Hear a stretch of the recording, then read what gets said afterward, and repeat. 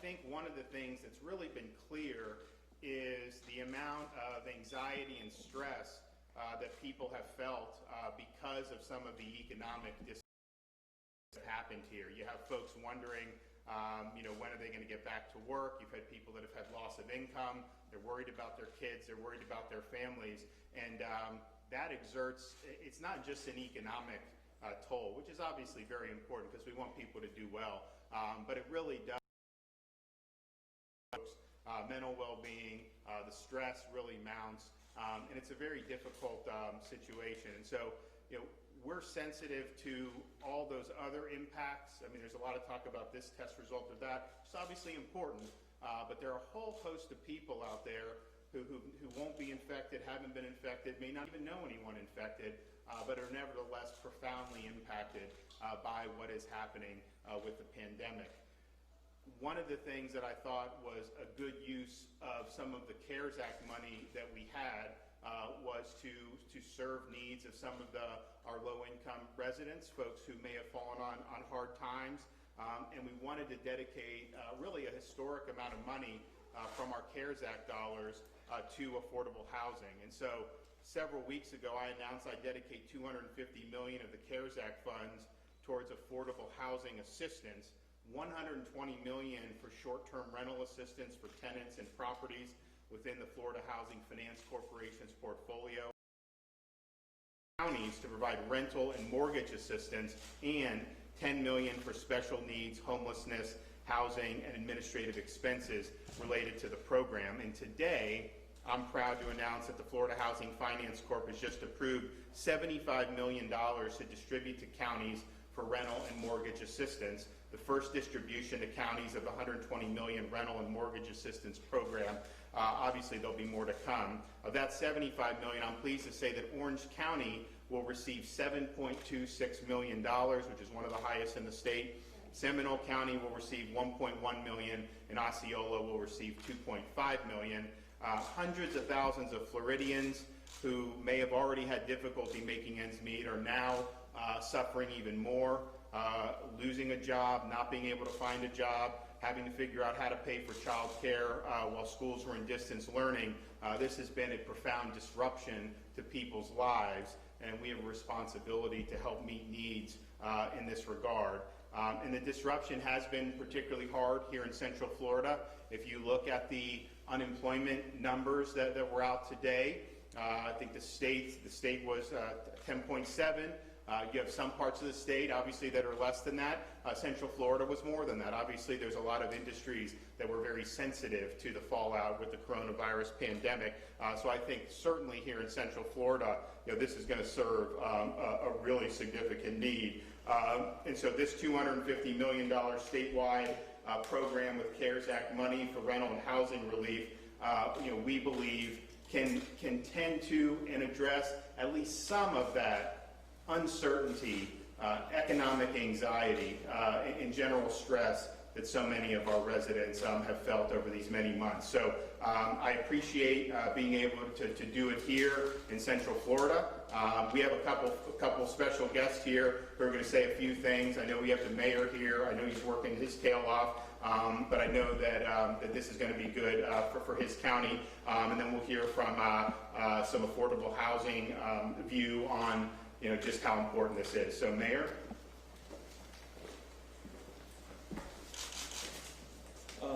Good afternoon. Let me begin by saying thank you to Governor DeSantis for coming here to Orange County, and also let me welcome Ms. Jamie Ross here from the Florida Housing Coalition. She's been a staunch advocate for those who are underserved with housing throughout Florida now for decades. Let me also say, Governor, thank you for selecting Orange County to receive $7.26 million from the CARES Act funding that the state received. We believe that it will go a long way within this community. I heard you allude to the stress that it has caused for our working families here in the state of Florida. Certainly has caused some significant challenges for those here within this community. Our unemployment rate pre-COVID was about 3.3%, and it soared to 13.3%. And so what I know is that that put a lot of pressure on families to be able to take care of their loved ones and to have adequate funding to pay for housing. And so these funds will go a long way. Here in Orange County, we believe that this funding will enhance our existing family assistance programs and complement the activities being funded by the CARES Act dollars already received by the county. This includes short-term rental assistance and social services for families affected by the pandemic. Overall, Orange County has made a substantial commitment to creating more affordable housing units for our communities, such as this facility that you see today. This has been one of the projects that Orange County has partnered with here at Wellington. This past March, the Board of County Commissioners established a local affordable housing trust fund, and that fund was recommended by the Housing for All Task Force that we put in place here in Orange County. The trust fund's initial budget of $10 million will help us better leverage state and federal dollars and expand affordable housing options for our residents here throughout Orange County. And again, I say thank you to the tireless advocates who are here for what they do every day to make certain that from a public facing perspective, we are taking care of our families here in Orange County. So Governor, we will use those funds to honor that commitment. Thank you very much. Thank you, Brian Nelson, Mayor of the City of Apopka. Thank you, Governor, for coming down to Central Florida, and particularly my town of Apopka. We appreciate what you're doing for the state. The $7 million obviously will help for the short term as we look at, as the numbers come back and we start, our theme parks start filling back up, that the unemployment rate should decrease, which should make it a lot easier on our folks here. But for now, that's a great stopgap. But as we look forward, I think with the partnership between the state and the county, we here in the Apopka area have really done a lot here in the last several years with this Wellington and Brixton landings and the affordable housing complex put on by the Habitat for Humanity. We've had two, Orlando and Habitat Apopka. Hannibal Square is looking to put another project in Apopka. So as we look long term, that's what we're looking for, is how do we engage our community, get them into something that's affordable, and get them off the streets, get them out of unsafe housing, and get them into a house that they'll be proud of and that they will live their life out in. So we'd like to thanks again to the governor for doing this. We appreciate the short-term help, and as we move forward, we want to make sure that long-term we've got great solutions for our members here in the Apopka community. Thank you. Good afternoon, everyone. I'm Jamie Ross. I'm the CEO of the Florida Housing Coalition, a statewide nonprofit that provides training and technical assistance on everything affordable housing, from ending homelessness to first-time homeownership. I'm really honored to be here today on behalf of the Sadowski Coalition. The Sadowski Coalition is actually 32 statewide organizations. So my comments are on behalf of the Sadowski Coalition. And my comments are that we cannot say enough good about Governor DeSantis and his support for affordable housing. As soon as he came into office, he put in his budget full appropriation for the state and local housing trust funds. And then he did it again in the second year. And now he's taken $250 million out of the CARES funds and directed it to help people with housing between now and the end of the year. So we have also a great gratitude in the way it's being done with the Florida Housing Finance Corporation, because the money is being administered through the SHIP programs.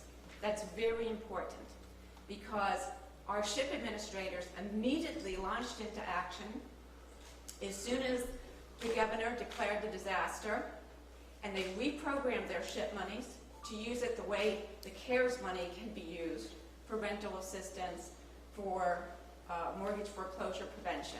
And now, with the announcement that the governor's made today, they'll be able to use federal money for that and use their SHIP money for the SHIP activities, which are so critical and which we will get back to again in the beginning of January 2021. I just cannot express enough how grateful we are to have a governor who really is a housing champion. Thank you. Oh, yeah, we'll hand the Mayor, this is for you. 7 million big ones right there.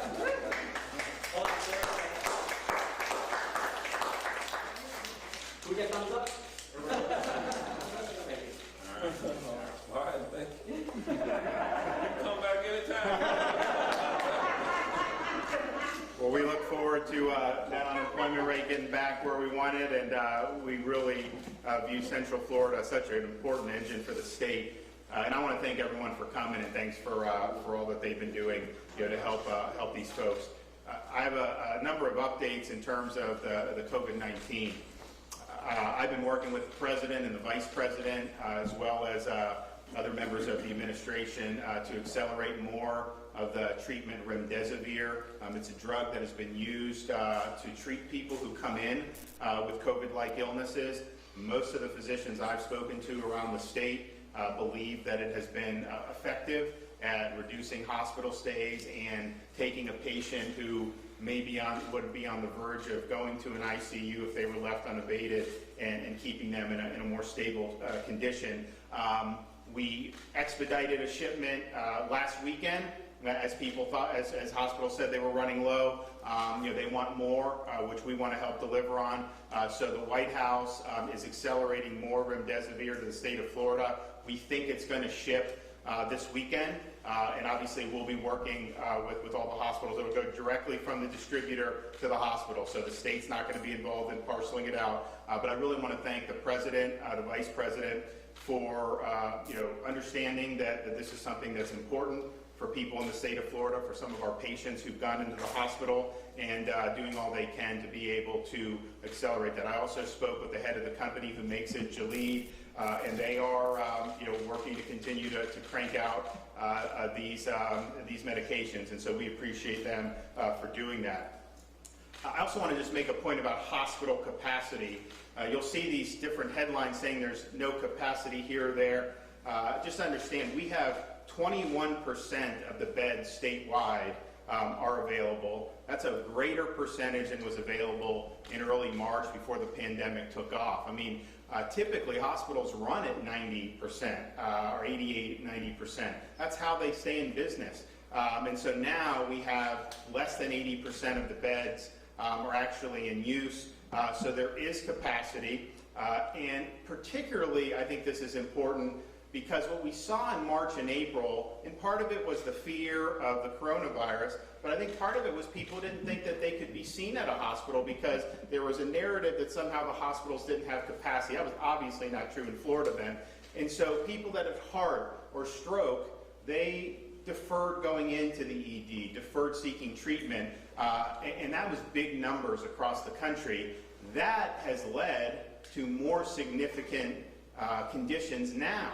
So I've spoken to physicians here in Florida, and there are patients, not for COVID, but they're in ICUs who have more significant ailments as a result of deferring care, and I think you're seeing that across the country. So if you need care, seek care. It's not a single hospital CEO that I've spoken to that has said, don't send anybody here. They say, this is our job, and we're going to do it. They also have the ability, they have capacity. One of the things that has been an issue is just making sure you have enough personnel. So the state, we've sent hundreds of medical personnel to different parts of the state, particularly the Miami-Dade County, and we're going to continue to be supportive in that regard. Part of it is just the fact that as you go along with this, as there's community transmission, some of the staff can get infected, and obviously that's something that would put somebody on the sidelines potentially. So having this personnel is very important, and so we're supportive of that. I also think the federal government's going to be sending some teams to supplement,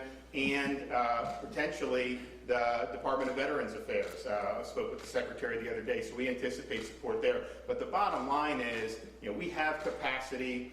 We have the ability to care for people, and COVID, while it's important, that's just a fraction of the people that are in hospitals on any given day. And all those other conditions also need attention as well. Our long-term care support is ongoing. Those long-term care residents, about 150,000 long-term care residents in the state of Florida, mostly in their 70s and 80s. Most of them have health problems. They represent, from just that community, almost 50% of the COVID-related fatalities in the state of Florida. And so they're the most at-risk group. We've obviously done a lot in terms of not letting visitation, not letting sick patients be discharged back into nursing homes, sending PPE, requiring PPE. We've tested all the nursing homes, and all those things are good. We have set up, now we have even expanded number of COVID-only nursing homes, so that if somebody is in the hospital and they're contagious but they don't need hospital level of care, they can be discharged to this COVID-only facility where they'll be appropriately isolated. Or if they're in their nursing home and they test positive, but they don't need to go to the hospital, leaving them there could spread it to other people, so you have a place to be able to transfer. So we have over 1,000 beds operational throughout the state for COVID-only nursing homes. 2 sites are operational in Brevard County, 1 site here in Orlando, and there's going to be another one added in Orange County next week. So by the time some of the additional beds come on, and we have many beds in southern Florida, you're looking at probably close to 1,800 beds that will be in these COVID-only facilities, serving as a step up from a nursing home and a step down from the hospital. That's a way to keep the spread from spreading in these nursing homes and long-term care facilities, which is our most vulnerable population. Testing has been going through the roof in the state of Florida. I mean, you hear about the positive tests, which obviously that's part of it, but the number of tests being conducted are unlike anything we thought we would be able to accomplish. We've averaged over the last 7 days over 100,000 tests a day. And when we were in the height of the March and April, we were doing between 7,500 and 10,000 tests a day. When we went into May with our phase 1, we said we want to accelerate testing. We want to get more testing out there, and our goal was about 30,000 a day.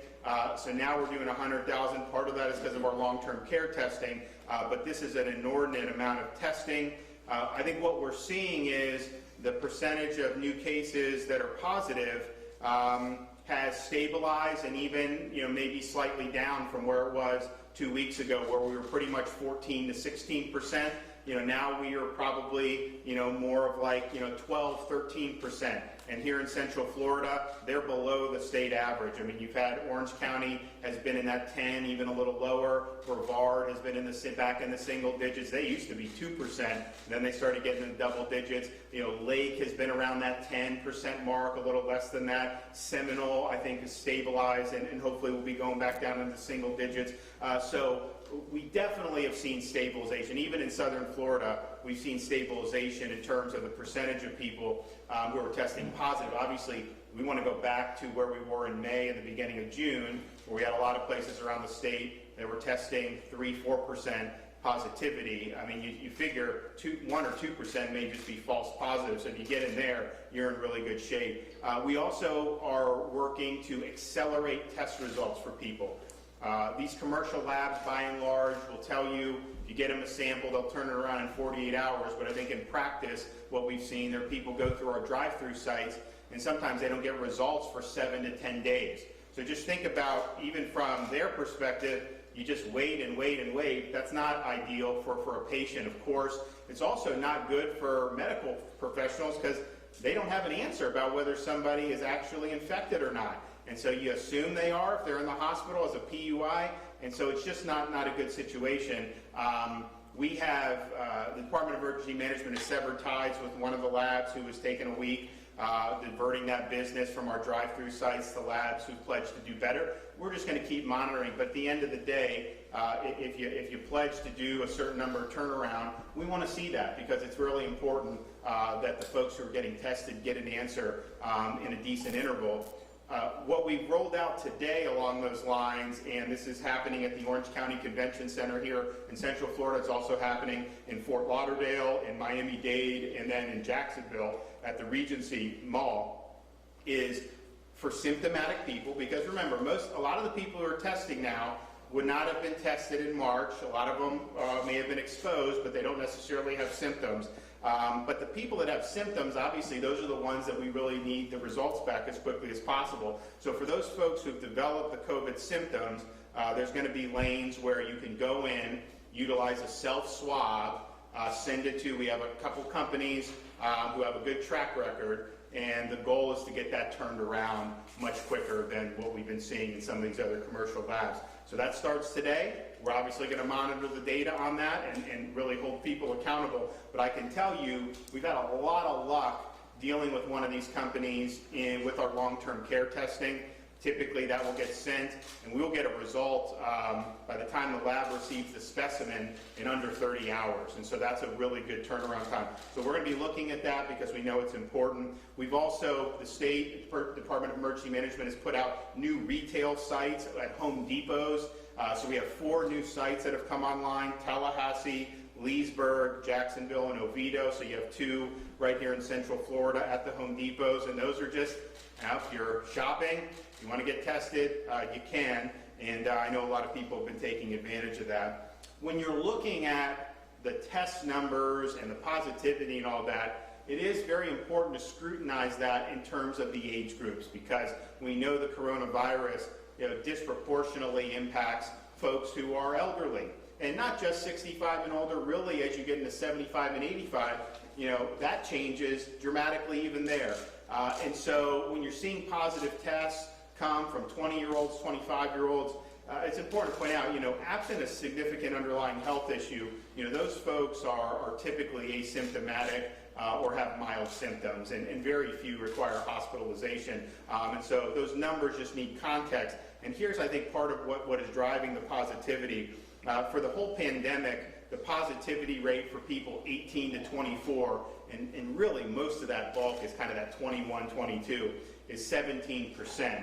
On the other hand, 65 to 84 is 6.5% positivity. And so it's those elderly folks are most vulnerable that we really need to protect. That is the most important cohort. Obviously, we'd like to see everybody have as low positivity as possible, but the younger folks, are still driving not only the case numbers, but really also helping to drive the positivity.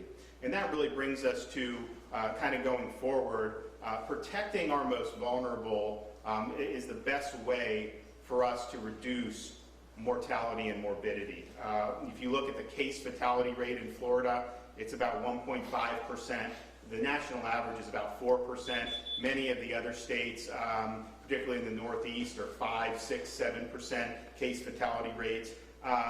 We obviously want to continue to have as low as we can, and a lot of that just depends on making sure the nursing homes have support, and then our 65 and older community, which we have seen exercise a lot of care and caution throughout the whole pandemic. But our advisory from March has always been to avoid crowds and minimize close contact with individuals outside the home. If you are in that 65 and up category, or if you're somebody that does have a significant underlying condition, our long-term care residents, we're protecting by continuing a lot of the things that we've done, but now we're testing all the staff every 2 weeks. So that's 200,000 people that work at over 4,000 long-term care facilities throughout the state of Florida.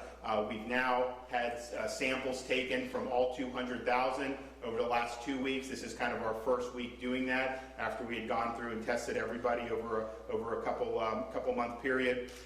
And unfortunately, their people test positive.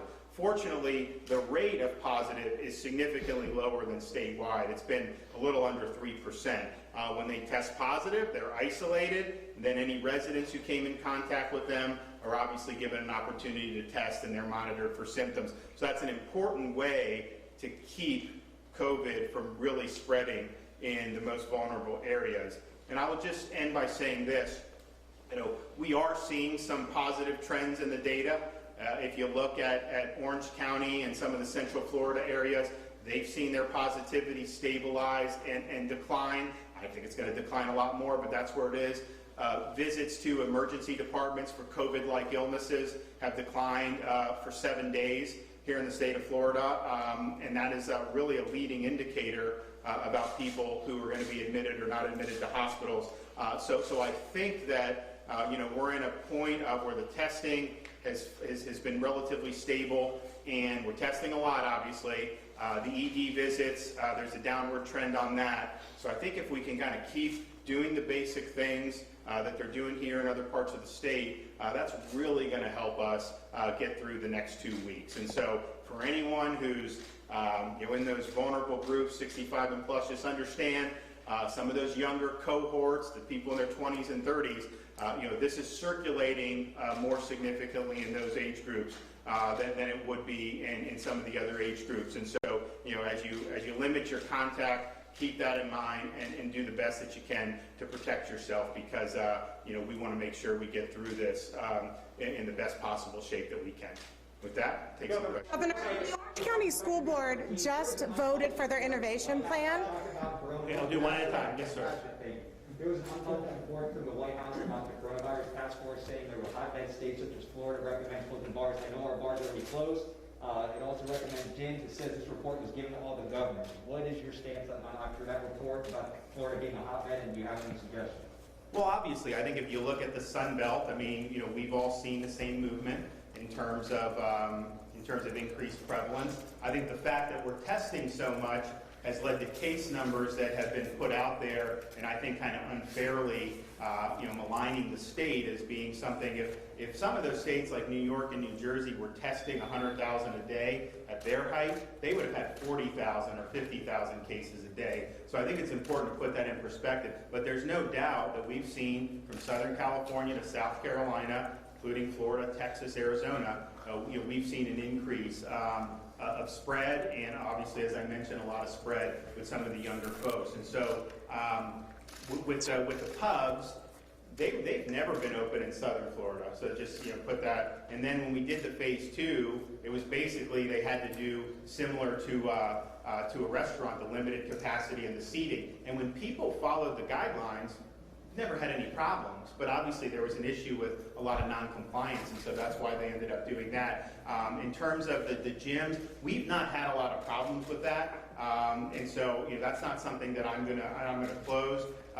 Partially because if you look, you talk to any physician, particularly the people that are under 50, if you're in good shape, you have a very, very low likelihood of ending up in significant condition as a result of the coronavirus. I mean, the people that they're seeing in there have overwhelmingly uncontrolled comorbidities. A lot of folks have hypertension, diabetes, are very morbidly obese. And so I think taking that option away for people to be healthy just doesn't make sense. And we haven't really seen that as a major vector. I know it could be theoretically. Anything you do theoretically could do it. But I think most of the people that are going to gyms are in the low-risk groups. And I think what they're doing is making them even less risk for the coronavirus. So I don't think it makes sense to close it. Yes, ma'am. The Orange County School District just voted to put their plan forward, but what they want is some community control, that if the numbers don't back down, that they could not open those brick and mortar schools. Would you back that decision? And if you did, would you put more money into those kinds of districts for online?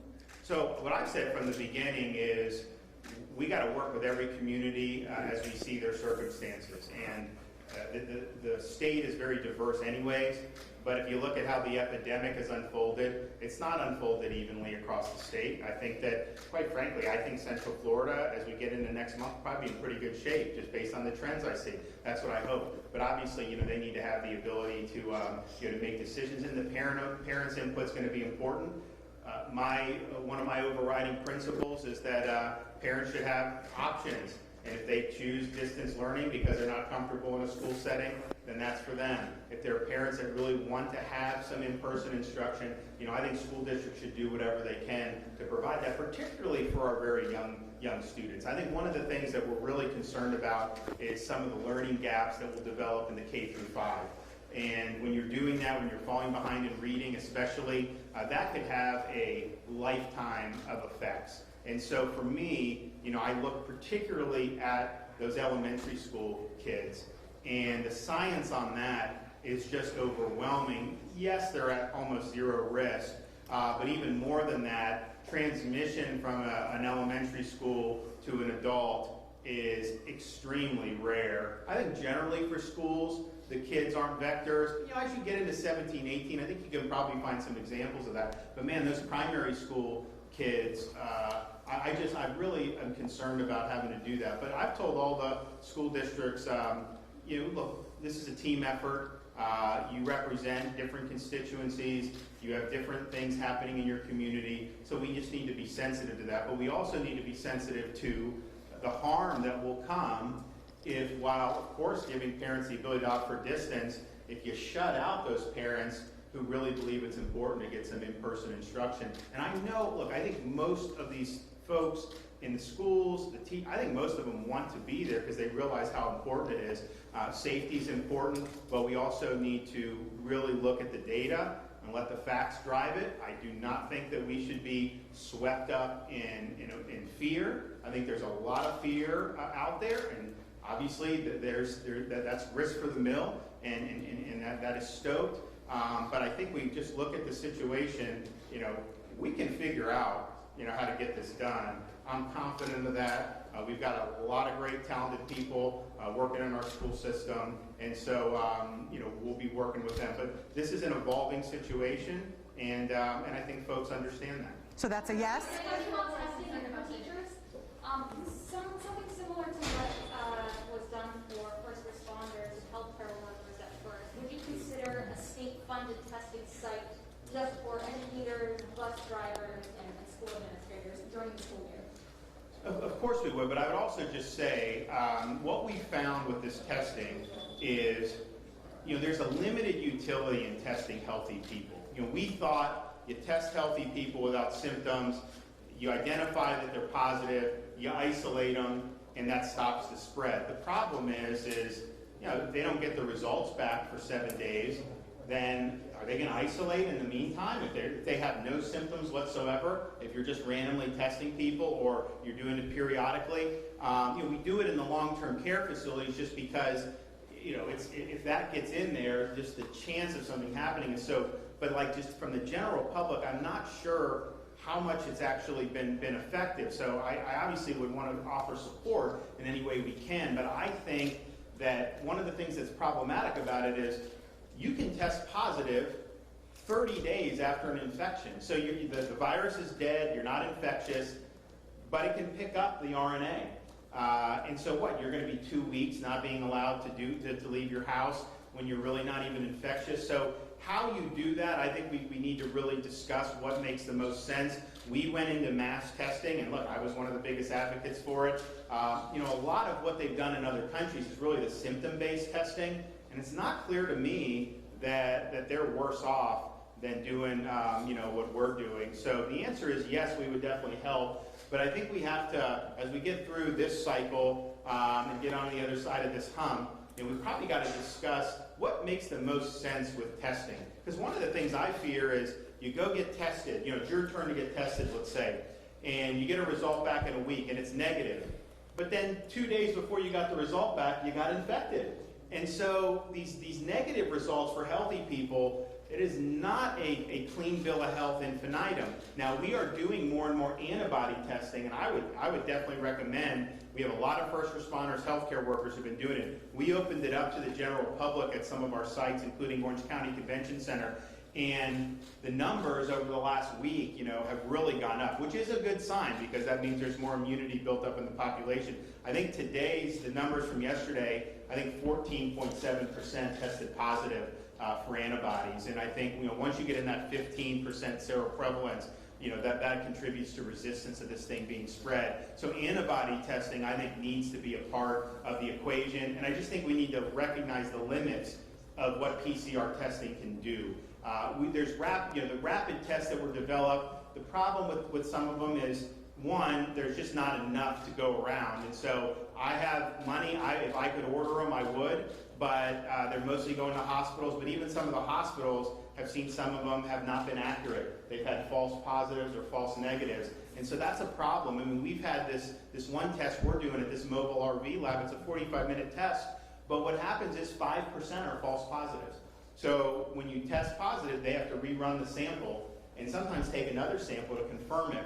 So that's not ideal, because the last thing you want is for someone to think they have it when they actually don't. So there's a whole bunch of stuff I think we're learning about this testing, and but I'm definitely not one that thinks that, you know, every student has to be tested every week or anything like that. It just, I think functionally it wouldn't work. So I think if someone develops a symptom, a student, obviously they isolate, they stay home, then you should test them immediately, and then you can do the contact tracing. I mean, that is going to be the most effective use of what we're doing. That's why you talked about the Secretary Corcoran's mandate suggesting that it was a recommendation.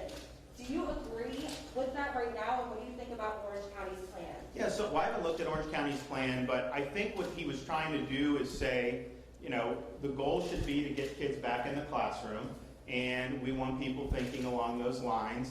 But, you know, the way it's structured, if you actually look at the way it's structured, it's not exactly mandatory. I know it's been, it's like the Department of Health has to do this, all this other stuff. So I think what it's doing is just focusing people on what's this going to look like and going forward. And so, but I've said many times, because I just believe being in a diverse state, you have to do it. You got to be sensitive to the different communities and what they're dealing with. But I believe Orange County could certainly offer in person, given the trend that they're on, and I think they'll be in pretty good shape by next month. I mean, they've just, you know, Orange County has one of the lowest case fatality rates for a county this size.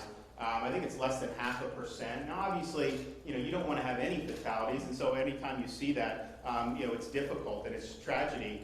But I'll tell you, you look at some of these other places around the country, some of these counties have 10%, you know, case fatality, and I think that they've really done a good job here. Governor, are you saying there'll be no penalties for a school district that doesn't open in person? Look, my goal is not to penalize people. My goal is to give our kids opportunity and recognize that when we talk about the coronavirus, it's very important.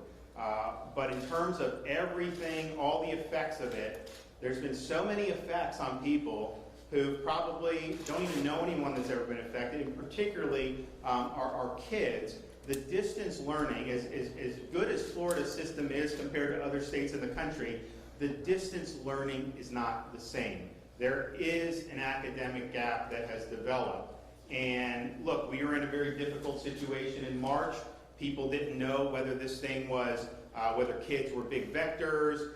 I think it was pretty obvious that the kids were lower risk, but there was still, you know, data was coming in on that. You know, now we have more information, and my thing is just, you know, for parents who, you know, have any type of misgivings, obviously, I think it'd be so counterproductive to tell them you have to go in person. I mean, it wouldn't even work. It's not the right thing to do. They have the ability to opt, but I also think we do have to be sensitive to parents who really believe that the school experience is important for their kids. And so we've got to do whatever we can to kind of meet that. But I think that's just got to be done because it's the right thing to do. I mean, you know, to get into a tit for tat and to do that in the midst of a crisis, that's not what I'm looking to do. I mean, I want to work collaboratively with people, and I just want opportunities for our kids. I do not want people falling behind. I'm concerned about what will happen. I'm concerned about just being able to be a part of the school community, having that deprived of the kids. I'm concerned about not having activities, being in the band, doing theater, playing sports. You know, we're out looking at, you know, our athletes, you know, they need to be able to be out there. So there's all these different things. But I think that to be in a situation where you're trying to penalize or not, probably not the way to go. Last question. Governor, we've had nearly 5,000 fatalities in the state. Do you take responsibility for any of those deaths? Well, I think every time you have fatalities for any reason, I think it's a tragedy. And, you know, we certainly have seen fatalities in Florida, particularly, you know, recently we've seen fatalities, particularly places down in Miami-Dade. And it's a terrible, terrible thing. I also think, though, that because of our efforts, you know, if you compare how we handle our most vulnerable population with our long-term care facilities by limiting access immediately, by having PPE. We were the only state sending massive shipments of PPE to our long-term care facilities. I dispatched the National Guard to test the residents. We've got 4,000 facilities to test that. We've put in a huge effort to test the staff so that we can catch infections before they spread. And I guarantee you, had we not done that, we would have had thousands of more of our most vulnerable would have passed away. And had we done policies like were done in some of the other states where they were forcing the nursing homes to have infectious patients, it would have been way, way worse. And so I think the efforts have been targeted. I think the efforts have definitely saved lives. We're not out of the woods, obviously, and I think it's a difficult situation. But would you rather have our case fatality rate, our deaths per million, which are lower than many of these other states, which many of them are hailed as successes just because the virus is burnt out there? But I think we've really focused on our most vulnerable, on our senior citizens generally, but particularly, those folks in our long-term care But we're facilities. not talking about other states, we're talking about our state. Can you take responsibility